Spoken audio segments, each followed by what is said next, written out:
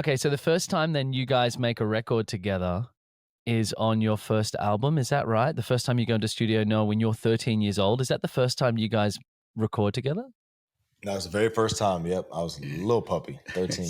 So I was listening to it last night as I was prepping, and do you want to recreate how it opens for us? Because you open both songs on both records the same way, and I'm looking forward to maybe the third, whatever happens next. I don't know if you're going to keep that tradition alive that the whole next duo record is going to open like this, but do you want to give us a taste of how it opens? Yeah, Moogie Carnazio had the great idea of asking me, "Ready, Dad?" And that's how we started both songs, and that's how we definitely should start our next record. Yeah, sure. and it was his 13-year-old. Are you ready, Dad? Yeah. So, and I think yeah, or it might have been Chris Giro too. Oh, maybe Chris, yeah, who was suggested that. Okay, no, I just want you to say, "Are you ready, Dad?" And then you say, "Ready, son." So it was, "Are you ready, Dad?" "Ready, son." And then the next record, "Are you ready, Dad?" "Ready, son." And then the next one's probably going, "Are you ready, Dad?" "Yo, what's up, Dad? You up for this, man? You still got this? You still got it? Come on now." So, like, I was astonished too with, like, the thing is, I thought you was, obviously it was a high voice, Noah, and so I thought you were younger. I got a high voice, so I'm not having a go, right? I got a high voice all the time. But then when you played, I was like, how old is this guy? Like, it was just beautiful. And then I found out you were so young. Like, when did you start playing? Yeah, thanks, man. I started playing basically when I was crawling. When I was 4 years old, he put me on the piano. Obviously, it was in the house. So I kind of just naturally gravitated towards it. But by that point, I was taking lessons for a few years. Right. And I had a great piano teacher who taught me classical and a little bit of jazz. And she turned me on to that beautiful arrangement Yesterday. And so how do you decide to bring in a teacher, Nate, when you're like, you got so many names in the Rolodex? Like, what do you look for in a teacher with, because you obviously can bring Noah in on things that everyone else kind of might find on their own. Like, that's the thing of having someone in the family that can speak to, that has all this experience. It's like, oh, just think about it like this, or this is how I kind of hear it. Is that a thing, do you think, or is that? Yeah, no, that's a thing. I mean, there's no real prescription in music, as you know. Yeah. Otherwise, everybody would do the same thing. That's right. Yeah, true.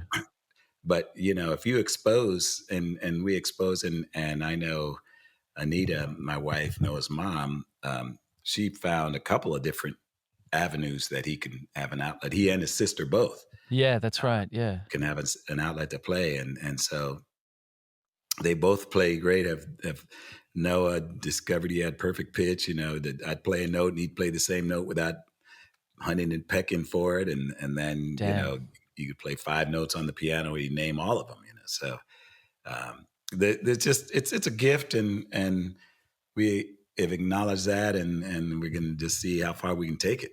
Yeah. Do you approach it differently for both? This question for both of you, like with making music, being in the studio, having done all you've done, Nate, and still kind of from meeting you, the light that you have for music just shines so bright, and you bring that to everything. This is me. Well, like you. Just meeting you and just the love you gave to this project, and just the belief that you just instilled just with what you sent. We were opening it up in Australia and we were like, what has happened? This is just exploded with light, and it was an incredible experience to be a part of. All the engineers, everyone felt it in the room. And, after we got your stuff is when I started doing my vocals, and I was like up another level now. I'm like, now Louis and Nate's like, let's go. Let's really Wow. How did you come to then sharing music with Noah with all of that? Or is that just another part of life, and then it's sharing music with your son? And then the same token then, Noah, how is it with all that Nate has done, and then you come into music now? Like that's you got both different places, obviously, being different people. Well, there was always a lot of music, and even taking them to school before they could drive and everything. We'd be in the car, but then Noah would be calling out the keys of the songs playing on the radio in the car, and so there was always and then whenever there was music, I remember Get Lucky had come out, and we heard that on the radios, and we always would laugh when we'd hear that and smile and dance in the car. And so there was always a lot of music, but I think Noah, has now taken it and sent it back right to me across the court. All right. So when you sit down, he's kind of like bringing the impetus kind of thing. He's showing me a lot of new stuff I haven't heard recently. That's cool. And plus we've been playing so many years and jamming till the sun comes up, so this project that we're doing now has been in the works for a long time, and so finally being able to go in the studio and record a body of work is very, very gratifying and fulfilling.